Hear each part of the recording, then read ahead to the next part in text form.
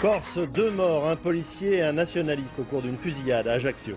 Liban, la France et les États-Unis proposent chacun un plan de paix. Moraliser le commerce des animaux domestiques en France, c'est un projet du gouvernement. Madame, monsieur, bonsoir. Hier soir, au cours d'une poursuite en voiture à Ajaccio, en Corse, un policier du RAID a été tué. Un autre grièvement blessé dans un échange de coups de feu avec 2 membres d'un mouvement nationaliste. L'un des 2 hommes a d'ailleurs été abattu. Le mouvement incriminé, la Conculta, affirme ne rien savoir de ces 2 hommes. Ce drame intervient à un moment où le gouvernement essaie toujours de trouver une solution au problème corse. Dans le reportage qui va suivre, les policiers du RAID apparaissent dissimulés pour des raisons de sécurité évidentes. Valérie Hermite, Franz Vaillant. René Canto avait 36 ans et 2 enfants. Ce policier du RAID est le 12e membre des forces de l'ordre tué en Corse en 20 ans. Tous les patrons de la police nationale étaient présents pour cette cérémonie très sobre et solennelle. Autour de la dépouille, ses collègues du RAID, présents sur l'île depuis seulement 40 jours. Il était environ 19 h hier soir lorsque la fusillade a éclaté. 3 voitures de police banalisées suivaient cette voiture. À l'intérieur, Jean-Luc Orsoni qui sera tué et Charles Santoni blessé. Selon la police, les hommes du RAID qui voulaient les interpeller venaient de mettre leur gyrophare avant de se faire tirer dessus. Leur propre véhicule était doté d'un gyrophare. Et c'est dans un virage que le véhicule poursuivi a ralenti et que ses occupants ont tiré sur le véhicule de police qui le suivait, ce qui a occasionné la riposte de la part des fonctionnaires de police. Charles Santoni, surnommé Orange Mécanique, était recherché dans le cadre d'une enquête sur une tentative d'assassinat d'un nationaliste de l'ANC. Lui et Jean-Luc Orsoni étaient présentés comme des militants présumés de la Concolta, vitrine légale du FLNC Canal Historique, ce que dément le parti nationaliste. Ces militants nationalistes ne sont pas des militants de la Concorde, même s'ils sont peut-être sympathisants, voire proches du mouvement dans son ensemble. Le 15 juillet dernier, ils assistaient effectivement à un enterrement d'un nationaliste de la Concolta. La 14e section antiterroriste du parquet de Paris s'est saisie de l'affaire. Les 2 hommes ne relèveraient donc pas seulement du droit commun. À partir du moment où dans une affaire, il y a une coloration, il y a certains indices qui permettent de subodorer que l'affaire peut avoir un aspect terroriste, la 14e section, à bon droit, peut se saisir. En début d'après-midi, dans une ambiance morose, les hommes du RAID qui étaient venus prêter main forte à la police judiciaire en Corse sont tous rentrés à Paris. D'autres policiers sont venus les remplacer dans un contexte de dialogue instauré entre le gouvernement et les nationalistes, toujours un peu plus fragilisés. Michel Fine, bonsoir. 2 questions importantes ce soir. Quelle est la signification de la présence de policiers du RAID, unité spéciale, en Corse sur des affaires de banditisme, alors qu'il y a une police nationale en Corse? Écoutez, les hommes du RAID travaillent en Corse depuis environ 1 mois. C'est une quinzaine d'hommes qui effectuent des filatures, des surveillances, et je vous laisse imaginer à quel point c'est difficile pour les policiers d'effectuer des filatures dans le maquis. La présence de cette unité d'élite qui est venue en assistance au SRPJ, à la police judiciaire d'Ajaccio, peut être analysée comme une nouvelle phase politique du gouvernement qui a choisi, parallèlement aux négociations qui sont menées, qui a choisi de s'attaquer au dur qui existe dans chaque mouvement nationaliste, des gens qui sont souvent surarmés, des gens qui sont souvent incontrôlables et qui peuvent gêner les négociations. 2 de ces personnes, 2 de ces durs avaient été interpellés il y a quelques semaines par les hommes du RAID. Ça s'était très bien passé. Cette fois, malheureusement, ça s'est très mal terminé. Est-ce que l'opération du RAID avait été bien ou mal montée? À ce sujet, on peut simplement remarquer une chose. Les truands, eux, les agresseurs, portaient des gilets pare-balles et les hommes du RAID, eux, n'en portaient pas. Alors, seconde question plus politique, Michel, ce drame remet-il en cause l'amorce de dialogue entre le gouvernement français et les mouvements nationalistes en Corse? À chaque fois qu'il y a un problème de ce genre en Corse, on pose la question, est-ce que la trêve est remise en cause? Et à chaque fois, on répond non. Pour vous donner des éléments de réponse, nous avons vu cet après-midi François Santoni, qui est le leader, le secrétaire national de la Concolta, vitrine légale du FLNC Canal Historique, qui a des contacts discrets avec des émissaires du gouvernement. François Santoni nous a paru pas très content. Il dit que, à son avis, il y a à l'intérieur du gouvernement des gens qui sapent la politique de négociation menée par Jean-Louis Debré. Il a l'impression que tout cela n'est pas cohérent. Ceci dit, les négociations continuent. Le FLNC Canal Historique a renouvelé la trêve pour 6 mois. Cette trêve continue et on dit exactement la même chose au ministère de l'Intérieur. Les négociations ne sont pas rompues pour autant. Merci. Le ministre de la Justice, M. Toubon, a présenté aujourd'hui un nouveau texte visant à renforcer la lutte contre le terrorisme en France, en instituant notamment un délit d'entraide aux terroristes. Valérie Gaget, Luc Bachofen. Aider un étranger en situation irrégulière à entrer et à séjourner en France est un délit passible de 5 ans de prison et de 200 000 francs d'amende. Le projet de loi proposé par Jacques Toubon voudrait aujourd'hui inclure ce délit dans la liste des actes de terrorisme. Toute personne qui viendrait volontairement en aide à un étranger clandestin pourrait dans ces conditions être condamnée plus lourdement qu'auparavant. Plusieurs associations dénoncent ce projet et parlent de délit de solidarité. Il est dangereux parce qu'à partir du moment où on criminalise un acte d'aide à un étranger en situation irrégulière, on menace toutes les personnes qui seront en situation de geste d'accueil ou de charité simple. Marie-France et Paul Lecoq trouvent la législation actuelle déjà bien sévère. Interpellés le 30 janvier dernier pour avoir hébergé un Basque espagnol en situation illégale, ils ont fait 3 semaines de détention préventive. Mis en examen pour association de malfaiteurs, ils sont aujourd'hui soumis à un contrôle judiciaire qui leur interdit de témoigner. Mais plusieurs associations bretonnes ont pris leur défense et critiquent le projet Toubon. Ce qui s'est passé depuis 4 ans en Bretagne était l'expérimentation de cette loi. C'est-à-dire criminaliser au maximum les hébergeants et les hébergés. La chancellerie se défend de vouloir favoriser l'amalgame entre clandestins et terroristes. Mais elle souhaite s'armer plus efficacement contre le développement en France de nouveaux réseaux, notamment islamistes. 159 armes à feu, 150 kilos de munitions saisies par la gendarmerie du département de l'Ain qui a démantelé un réseau de trafic d'armes. 14 personnes ont été interpellées. Didier Guyot, Olivier Jacquelin. 8 mitrailleuses lourdes, 73 fusils, des armes de poing par dizaines, 150 kilos de munitions, de nombreux explosifs. C'est une prise de taille qu'ont effectué les gendarmes de Bourg-en-Bresse. Après 4 mois d'enquête, ils ont interpellé 14 personnes, des collectionneurs pour la plupart, tous possesseurs d'armes de guerre en parfait état de marche, des armes redoutables. C'est une arme de guerre déjà, donc qui tire en semi-automatique, c'était plus on appuie sur la détente, plus elle est coupable. Tac, tac, tac, tac, tac, ça. C'est pas vraiment un coup par coup. Et vous pouvez mettre quand même 20 cartouches. Achetées par petite annonce, échangées et vendues sous le manteau, ces armes font la joie des passionnés. Mais c'est aussi un fabuleux marché qui intéresse fortement truands et malfaiteurs. Ce genre de commerce alimente bien sûr les malfrats, toutes les armes de poing entre autres, sont utilisables pour opérer des mauvais coups.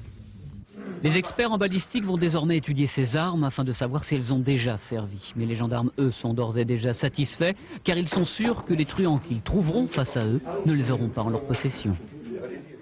Les propositions de la commission parlementaire visant à renforcer le contrôle des immigrés clandestins en France, dont nous parlions largement hier soir, a fait des vagues cet après-midi à l'Assemblée nationale. Une passe d'armes entre le ministre de l'Intérieur, M. Jean-Louis Debré, et le socialiste Laurent Fabius.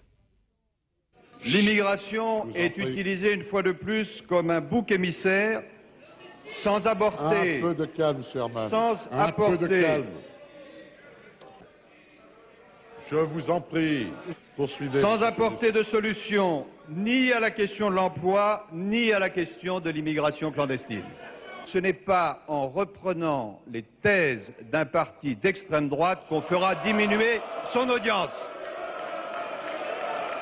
Je ne vois pas pourquoi, Monsieur Fabius, ce sujet de l'immigration clandestine serait un sujet tabou. Il y a plusieurs façons d'aborder cette question. Certainement pas la façon qui a été celle des socialistes en 1981 qui ont d'un coup régularisé 120 000 étrangers en situation irrégulière. Ça, ce n'est pas acceptable pour nous. Enfin, Monsieur Fabius, quand je vous entends parler de l'extrémisme et du Front National, jamais le Front National a appelé à voter pour des candidats de la majorité, mais souvent pour des candidats socialistes. La crise de la vache folle après la décision de l'Angleterre de revoir à la baisse l'abattage de son bétail bovin, quelques dizaines de milliers de têtes au lieu des millions escomptés par l'Europe. Le ministre d'Agriculture français, M. Vasseur, exclut toute levée de l'embargo sur le bœuf britannique. Jean-Yves Perrin.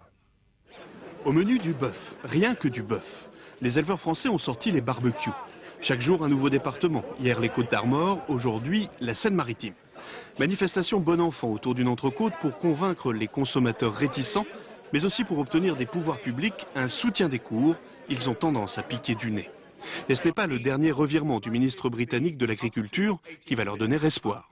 Hier, devant les communes, Douglas Hogg a présenté un plan d'éradication de la maladie, excluant tout abattage massif. Mais pour les Européens, pas d'abattage massif, pas de levée d'embargo.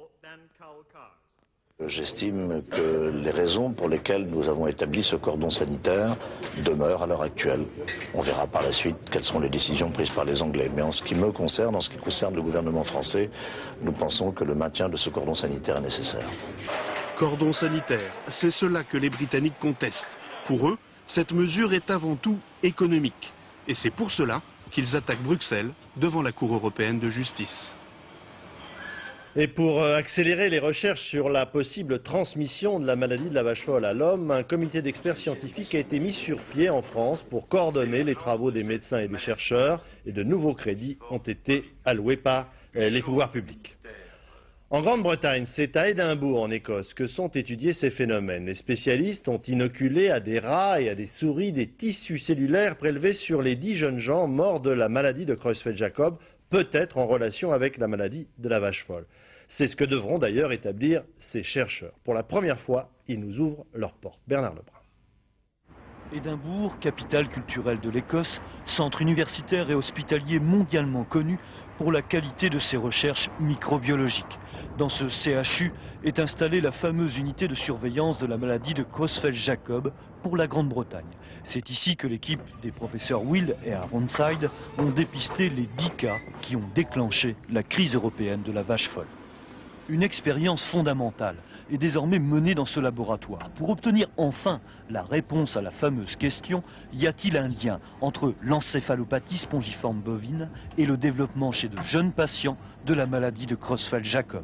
Pour ce faire, ces deux agents de ces deux maladies ont été inoculés à 2 groupes de souris. Prions ESB, prélevés sur des vaches, d'un côté, et prions CJD, prélevés chez des victimes humaines, de l'autre côté. Si le lien existe, il ne sera prouvé que lorsque les expériences sur les souris seront terminées, et cela prendra au moins une année. Alors, ce que nous recherchons, en partant des cellules humaines malades inoculées aux souris, c'est l'existence d'un modèle de maladie similaire à celle des bovins. Et si cela est le cas, le lien sera ainsi virtuellement prouvé. Ces résultats scientifiques, l'Europe entière les attend, y compris bien sûr, mais avec beaucoup plus d'impatience, ces familles, celles des jeunes victimes de la maladie de Creutzfeldt-Jakob, qui sont venues hier à Downing Street pour demander au Premier ministre plus de moyens pour les recherches, afin qu'enfin ils sachent pourquoi ils ont perdu une sœur, un mari, un frère, le plus souvent père ou mère de jeunes enfants. L'Afrique est malheureusement le continent le plus infecté par le virus du sida. L'UNESCO a donc décidé d'ouvrir un laboratoire de recherche à Abidjan, en Côte d'Ivoire, le premier du genre. Ces installations ont été inaugurées aujourd'hui par le professeur Montagnier. Il faut savoir que dans une ville comme Abidjan, 15% des lits d'hôpitaux et de dispensaires sont occupés par des malades séropositifs. Reportage Philippe Boisserie, Philippe Jasselin. L'entrée du service des maladies infectieuses de l'hôpital de Trècheville plonge tout visiteur dans une réalité brutale. Ici, 70% des malades sont hospitalisés pour un sida déclaré. La maladie fait peur, certains patients sont même abandonnés par leur famille. Le coût exorbitant et l'absence d'espoir arrivent à entamer les solidarités familiales les plus fortes. Il suffit de pénétrer dans la pharmacie du service pour comprendre. Les médicaments sont rares. Pour y avoir accès, il faut payer un forfait d'hospitalisation de 250 francs, une richesse. La majorité des malades sont démunis. Environ 60% de nos patients n'ont pas les moyens d'assurer leur traitement. Et le traitement irrégulier pour une méningite va conduire à des séquelles parfois irréversibles. Quant aux médicaments pour prévenir l'apparition de la maladie, ils n'existent même pas. Une boîte d'AZT coûte 2 mois d'un salaire moyen, alors on fait avec ce qu'on a.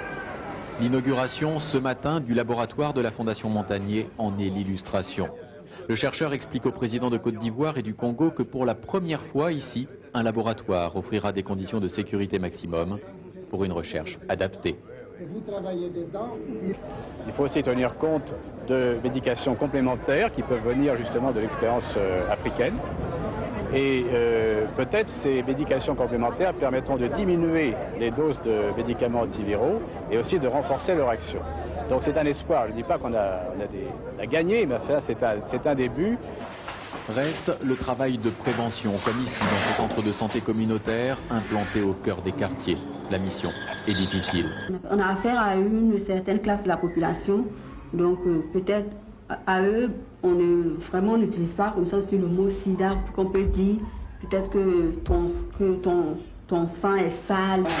Il existe 9 centres de santé communautaire à Abidjan. Seul celui-ci vend des préservatifs. Encore faut-il avoir les moyens de les acheter.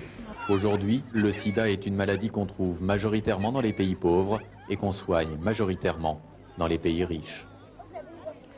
C'est une épidémie de choléra qui risque de se répandre dans un autre pays d'Afrique, le Libéria. À Monrovia, la capitale en guerre civile, on enregistre déjà une trentaine de cas mortels. Le chaos est tel dans Monrovia qu'il est impossible à toute organisation humanitaire d'intervenir. Isabelle Stess. Une rafale à la volée, peu importe si l'ennemi est à portée de fusil ou pas, l'essentiel, vider son chargeur.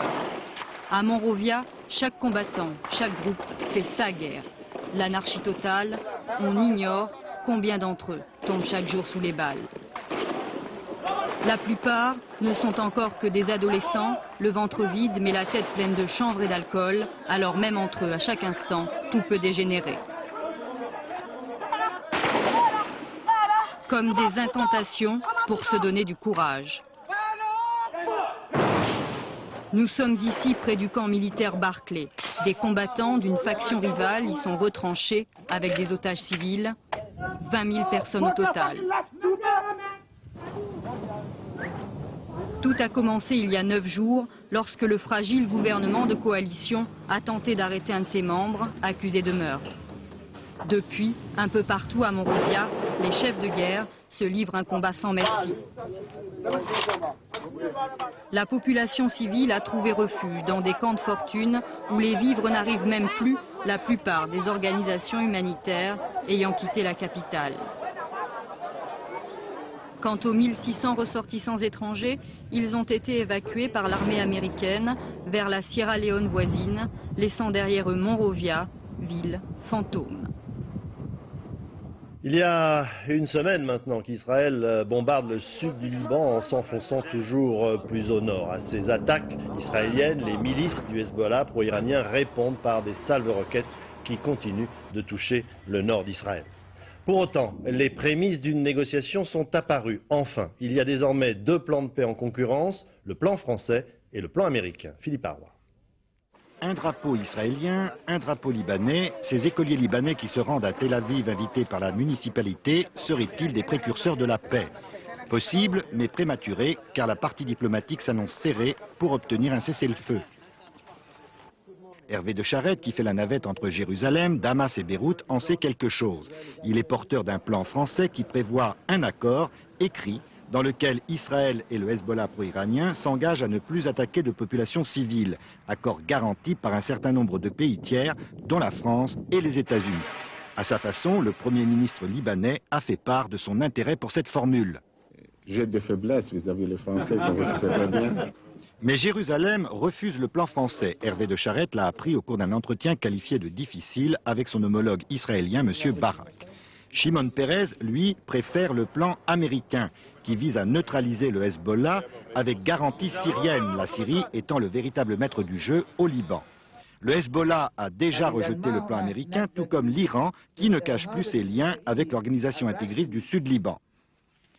La solution est sans doute dans un compromis entre les plans américains et français, mais il faut encore de la patience et du temps, et les combats se poursuivent.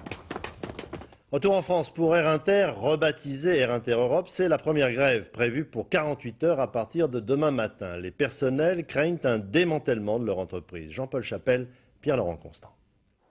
La compagnie a changé de nom, mais les difficultés demeurent. Les passagers d'Air Inter Europe vont devoir s'armer de patience. Un vol sur 2 supprimé demain et après-demain. Les syndicats de pilotes sont en grève. Ils dénoncent une réduction de leurs effectifs et reprochent à Air Inter de sous-traiter de plus en plus d'heures de vol auprès de petites compagnies.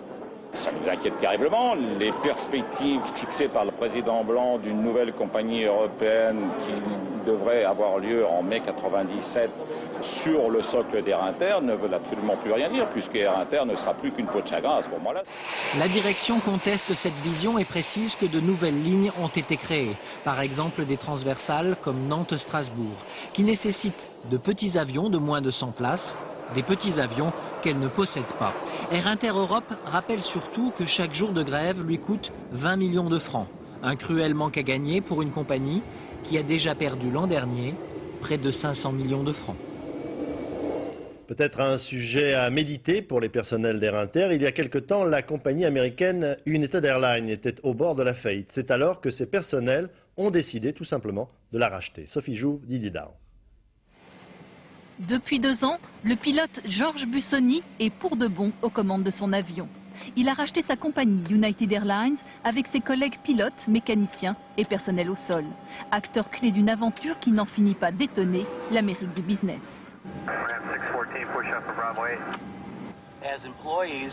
En tant qu'employés, on ne voulait pas que la direction continue à nous demander toujours plus de sacrifices et d'heures de travail. On voulait quelque chose en échange. Et ce qu'on a demandé, c'est de racheter la compagnie. Et pour cela, Georges a accepté une baisse de salaire de 16%, des sacrifices sur sa retraite et ses vacances. En contrepartie, il est devenu actionnaire et partage le pouvoir avec ses collègues. L'ambiance de la compagnie a depuis radicalement changé. Tout le monde communique, de la base jusqu'à la direction. Et grâce à cette communication et cette collaboration, nous pouvons réaliser des choses que des compagnies traditionnelles ne peuvent pas faire en si peu de temps.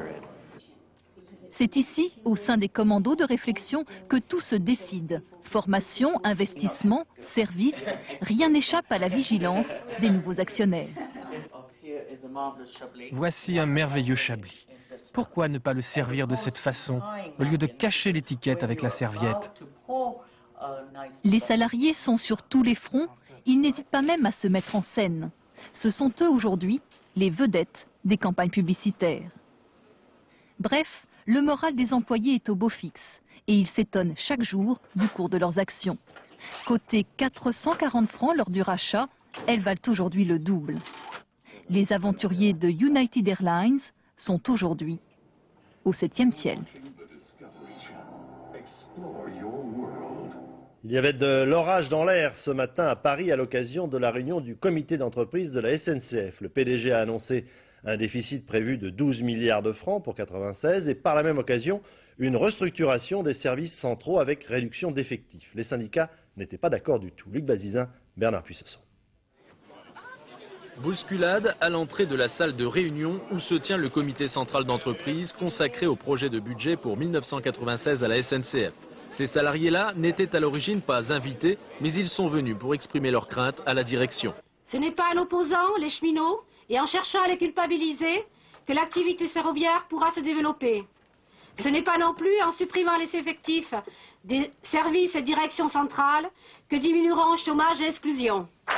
En effet, une menace de suppression de 4500 emplois et le déménagement du siège social inquiète ces salariés.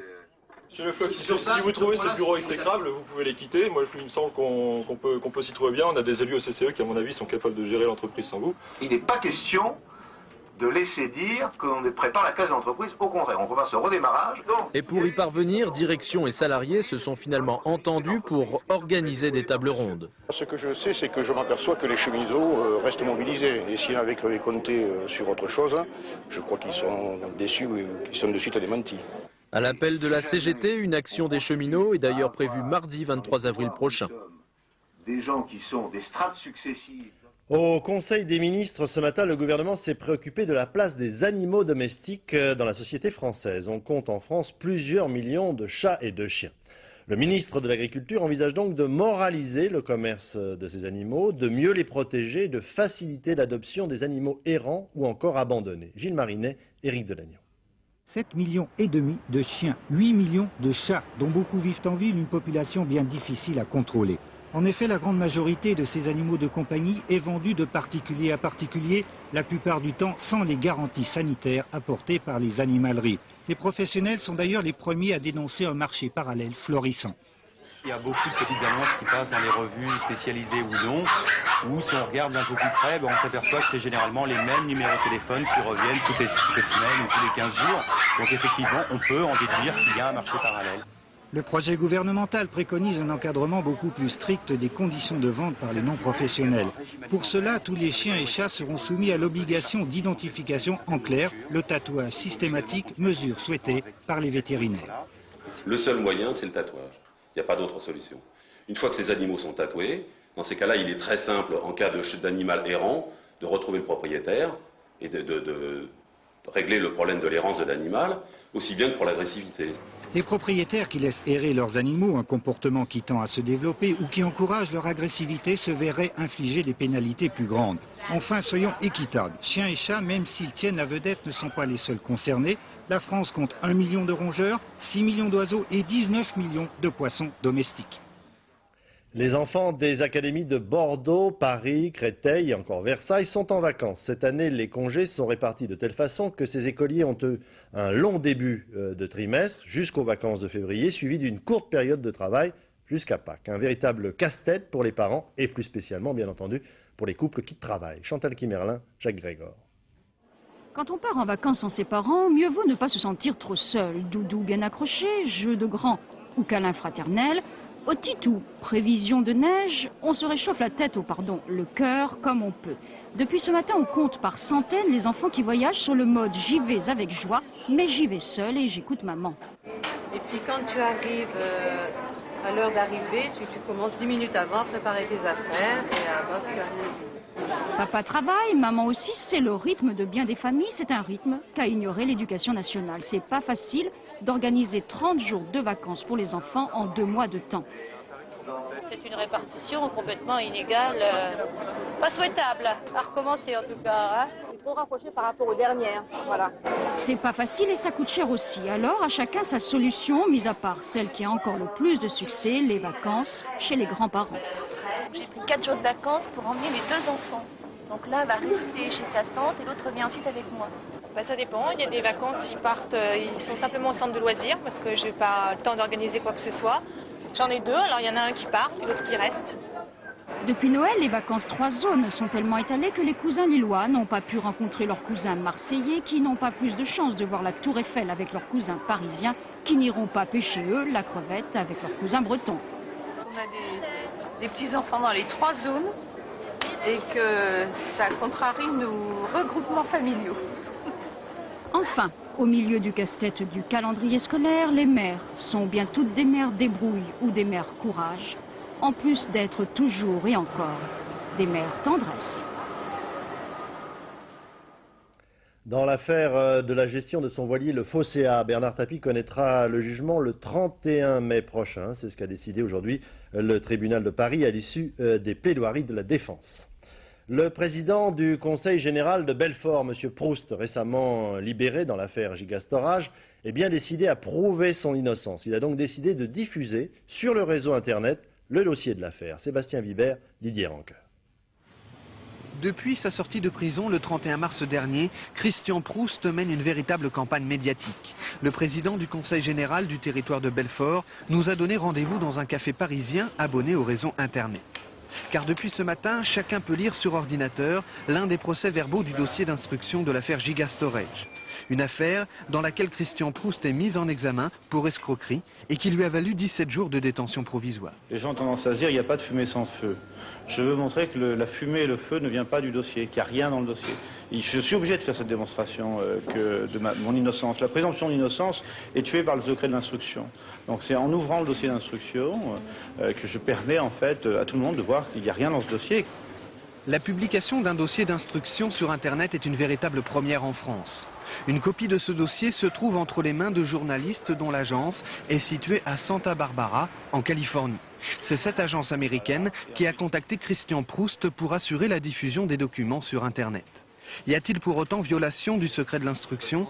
L'article 11 du Code de procédure pénale précise que les personnes mises en examen, les parties civiles, les témoins et les journalistes ne sont pas strictement tenus à ce secret, au contraire des juges d'instruction, greffiers, experts, avocats et officiers de police judiciaire. Cette diffusion sur Internet embarrasse la chancellerie. Si elle souhaite visiblement engager des poursuites, le vide juridique qui entoure le réseau et l'origine américaine de la publication complique considérablement l'affaire. Tchernobyl, 10 ans après la catastrophe nucléaire, a chaque soir sa terrible révélation sur la véritable chape de plomb qui a suivi cet accident et ses conséquences meurtrières. Aujourd'hui, nos reporters se sont rendus en Bélarus, la république frontalière de l'Ukraine, où, poussés par le vent, 70% des radiations se sont déposées sur la terre, contaminant les cultures et par voie de conséquence l'alimentation d'un pays qui n'a pas les moyens financiers de procéder à une véritable décontamination. José Blanc-Lapierre, Jean-François Renaud. Ce lait que Maria va donner à ses enfants est devenu suspect depuis que le nuage de Tchernobyl est passé au-dessus de son village. Alors Maria le fait contrôler 2 fois par an seulement. La dernière fois, c'était il y a un mois. Il était contaminé à cause du foin qu'elle avait donné à sa vache. Bon, on l'a bu quand même. On ne l'a pas donné aux enfants, mais on nous a dit que les adultes pouvaient le boire. Voici la grand-mère de Maria. Sur sa terre contaminée, cette babouchka vit comme avant l'accident. Les mesures de radioactivité importent peu pour elle. Ça ne sert à rien de savoir, parce que nous n'allons pas déménager. Moi, je ne partirai pas. Nous sommes en Bélarus. La frontière avec l'Ukraine n'est pas loin. Tchernobyl n'est qu'à une centaine de kilomètres. C'est dans cette région que l'accident a eu le plus de conséquences. Alors, dans ce bois qui sert à chauffer la maison, il y a aussi un risque de contamination. Ce jour-là, un expert nucléaire français rendait visite à la ferme pour un contrôle. En fait, ce sont les cendres qui l'intéressent. La contamination des cendres fait partie des problèmes en territoire contaminé. Le risque d'exposition qui en résulte est la dispersion de césium dans l'environnement, et notamment dans le jardin potager, puisque les cendres sont souvent utilisées comme engrais dans le jardin potager. Il explique aussi que la radioactivité s'est répartie sur le sol sous forme de taches, comme une peau de panthère, et que dans l'échantillon mesuré, le risque est faible. Je suis pas sûre, et puis ça m'est égal. Dans ce village, les habitants n'ont appris la contamination que 2 ou 3 ans après l'accident. Quelques familles ont déménagé, puis elles sont revenues faute d'argent, faute d'avoir trouvé mieux. En Bélarus, 1 personne sur 5 vit sur une terre empoisonnée par les retombées de Tchernobyl. En France, c'est un procès qui s'est ouvert aujourd'hui à Valence. Dans le box des accusés, les 2 patrons de l'entreprise privée Radia Control, chargés par des sociétés comme le Commissariat à l'énergie atomique ou encore l'EDF, de décontaminer des matériels en provenance de centrales nucléaires, ce qu'ils faisaient de manière, disons, pour le moins sommaire. Thierry Curtet, Frédéric Bonnet. L'affaire qui a conduit Pierre Berthet et Christian Bage devant le tribunal de Valence est hallucinante.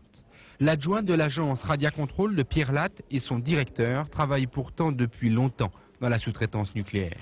C'est la curiosité de leurs voisins, un carrossier qui éveille les soupçons. Un soir, ils remarquent des hommes gantés et habillés de blanc qui chargent de la terre dans des sacs plastiques. 1 an plus tôt, Radia Control a décroché un marché auprès du CEA, décontaminé 92 tonnes de ferraille. Mais elle n'en a pas les moyens. Alors elle utilise de simples cotons imbibés et passés sur l'acier. Ces cotons radioactifs seront ensuite tout simplement brûlés à l'air libre. Ce sont ces traces dans la terre que les hommes en blanc font disparaître. Il faudra pourtant toute l'opiniâtreté de la CRIRAD, un organisme de contrôle indépendant, pour que l'affaire aille au bout. Il y a une responsabilité civile et je dirais aussi morale au niveau des exploitants du nucléaire qui, pourquoi ils passaient par une société de sous-traitance? Parce qu'il est beaucoup moins cher de passer par une société de sous-traitance que de passer par l'Agence nationale de gestion des déchets radioactifs qui s'appelle l'ANDRA et qui normalement est responsable de tous les déchets radioactifs de France. Ces exploitants que sont EDF ou le CEA ont été les grands oubliés de ce procès. Le procureur a requis 3 ans de prison avec sursis contre le directeur et 2 ans avec sursis contre son adjoint. La sous-traitance est une pratique très répandue dans l'industrie nucléaire et l'on sait que les notions de sécurité font bien mauvais ménage avec les soucis de rentabilité. On s'étonne dans ce cas que le donneur d'ordre de Radia Control, le commissariat à l'énergie atomique, ne soit pas devant la justice. Lui aussi, aujourd'hui, il aurait dû contrôler cette dérive. Je vous rappelle que cette pollution radioactive a été découverte par hasard. Une première équipe française en finale de Coupe d'Europe de football, celle de l'UEFA. Hier soir, Bordeaux a battu le Slavia de Prague 1-0 en match retour, un but de Tolo. Bordeaux, qui a fait la fête toute la nuit, rencontrera en finale le Bayern de Munich. Une légère ombre tout de même à ce tableau, les relations, disons, délicates entre le président du club bordelais, Alain Flelou, et les notables de la ville, mais aussi avec ses joueurs. Florent Gautreau, Pascal Peillot. Et c'est même la première fois de leur histoire que les Girondins atteignent une finale de Coupe d'Europe. Même le Grand Bordeaux des années 80, celui de Tigana et Giresse, avait échoué en demi-finale et par 2 fois. Après une campagne européenne de 18 matchs, Lizarazu et ses partenaires ont fait chavirer le stade et la ville. Alain Afflelou en avait des larmes plein les lentilles. C'est de la fierté, c'est de l'amour, c'est de l'affection, c'est du bonheur. Je vois pas comment, dans un moment pareil, nous pourrions ne pas être fiers de ce que nos joueurs ont fait.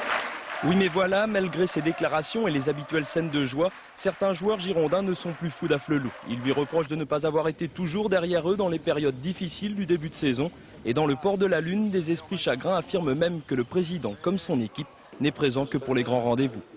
Quand les joueurs, quand ça marche, c'est grâce aux joueurs. Quand ça marche pas, c'est la faute au président. Vous savez, je suis franchiseur. Quand ça marche, c'est grâce aux franchisés. Quand ça marche pas, c'est à cause du franchiseur. C'est dans la nature humaine, je prends les choses telles que, j'ai pas la prétention de vouloir changer les choses. Alain Afflelou, qui a repris le club en 91 en 2e division, peut se targuer d'un bilan sportif et financier irréprochable. Malgré ses résultats, l'incompatibilité d'humeur est réelle entre les notables bordelais et le lunetier parisien. Quand on réussit dans la vie, quand on est jeune, qu'on a des origines qui ne sont pas celles de tout le monde, qu'on n'est pas bourgeois, qu'on aime mettre un glaçon dans son vin, qu'on bouffe n'importe où et qu'on a gardé, qu'on a eu le malheur de ne pas évoluer en même temps que sa vie et que si on avait des copains qui étaient des chiffonniers, on les a gardés comme copains. Eh bien je crois que ça ne plaît pas forcément à tout le monde. Ce qui plairait à tout le monde, c'est que Bordeaux conserve ses meilleurs éléments l'an prochain. Pour cela, joueurs et présidents sont d'accord, il faut gagner la finale contre Munich. Le Festival de Bourges a 20 ans, c'est devenu une véritable institution, mais il garde pour les chanteurs débutants sa vocation de tremplin. Chaque jour, en effet, en début d'après-midi, est organisée à Bourges une sorte de radio-crochet. Il faut avoir un certain courage pour s'y présenter. Louis Carzou, Axel Charles Messange.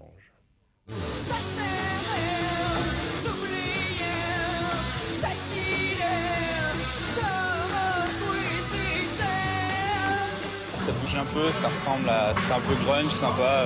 C'est bien, ouais. Qu'est-ce qui vous plaît dans ce groupe? Ah, le rythme, ouais. Du rythme, certes, mais aussi de la foi. Car pour le groupe Folle Avril, comme pour tous ceux qui tentent l'aventure de la scène ouverte, la marche jusqu'au printemps de Bourges tient du stage de survie en milieu hostile. Pour le petit déjeuner, comme pour tous les repas, le chef s'appelle But à Gaz. Venus de Béthune dans leur camionnette de matériel, ils se blottissent à 7 dans 2 chambres d'hôtel. Car depuis leur création il y a 2 ans, le groupe Folle Avril s'autofinance entre petits boulots et concerts. À Bourges, il y a des concerts où c'est 500 francs et plus, le mieux payé c'est 1000 francs. Mais à Bourges, le podium le plus recherché par Folle Avril n'est pas rémunéré. Située au cœur du festival, la scène ouverte a l'avantage d'être offerte à qui veut et d'attirer parfois l'oreille des professionnels. Alors ils sont des dizaines, comme Folle Avril, à venir chaque jour essayer d'obtenir le droit de jouer 20 minutes. Tous les groupes viennent s'inscrire entre 11h et midi. Et après, il y a un tirage au sort parce qu'il y a un nombre de places déterminé. Et la course ne s'arrête pas là, car la répétition est limitée à 5 minutes par groupe, car il faut bien prendre le temps de préparer le déjeuner avant le concert, là où on peut, sans oublier de repartir coller ses affiches. Bref, en attendant la bénédiction d'une maison de disques, le rock des Folle Avril ne risque certainement pas de manquer de rythme et de foi. Disparition de Pierre Meunier, âgé de 87 ans. Il fut secrétaire général du Conseil national de la résistance auprès de Jean Moulin en 1942. Disparition également de l'écrivain et diplomate François-Régis Bastide, mort à 69 ans. Prix Femina, il fut également l'animateur pendant près de 30 ans de l'émission Le Masque et la Plume sur Radio France. C'est en 1982 qu'il commença une carrière d'ambassadeur, successivement au Danemark, en Autriche et à l'UNESCO. À propos des ambassadeurs, il a eu cette phrase: nos meilleurs diplomates sont les ironiques, sinon ils se suicideraient. Notre métier consiste à éviter des conflits, or l'horreur nous éclate à la figure, donc il faut sourire. Et puis encore, le dernier grand armateur grec vient de mourir à l'âge de 86 ans. Stavros Niarchos, concurrent d'Aristote Onassis. Ils avaient en commun tous les deux d'avoir commencé au bas de l'échelle avant d'amasser les 2 plus grosses fortunes du monde. Yannick Le Tranchant, Yannick Aroussi. Un yacht de belle allure, tellement grand qu'on dirait un paquebot. Le dernier bateau de Stavros Niarchos, l'Atlantis II, à quai aujourd'hui dans le port de Monaco. À quelques encablures de là, l'hôtel de Paris, un palace où le milliardaire aimait séjourner. Niarchos était le dernier des nababs, l'un des hommes les plus riches du monde, l'éternel rival, en affaires comme en amour, d'Aristote Onassis, l'autre grand armateur grec. Les bateaux ont fait sa fortune, une fortune estimée actuellement à plus de 20 milliards de francs. Niarchos, après la Seconde Guerre mondiale, eut l'idée de racheter les navires des surplus américains, les fameux Liberty Ships, construits à la hâte pour remplacer les pertes alliées. La fermeture du canal de Suez, puis la guerre des 6 jours, donneront un essor considérable à sa flotte de pétroliers. L'homme qui aimait les femmes et les affaires se voulait discret, propriétaire de chevaux de course et grand amateur d'art, Niarchos, fils de petit minotier de Sparte, devenu richissime, est mort en Suisse à l'âge de 86 ans. Dans quelques instants, la météo, Sophie Davant, 20h50, ne manquez pas l'Instit avec Gérard Klein, 23h55, le dernier journal, Philippe Lefebvre. Demain, 6h30, Télématin, Gérard Leclerc recevra Claude Bébéard, 13h, Patrick Chêne. Quant à nous, nous nous retrouvons demain soir à 20h. Je vous souhaite une excellente soirée sur notre chaîne. Bonsoir.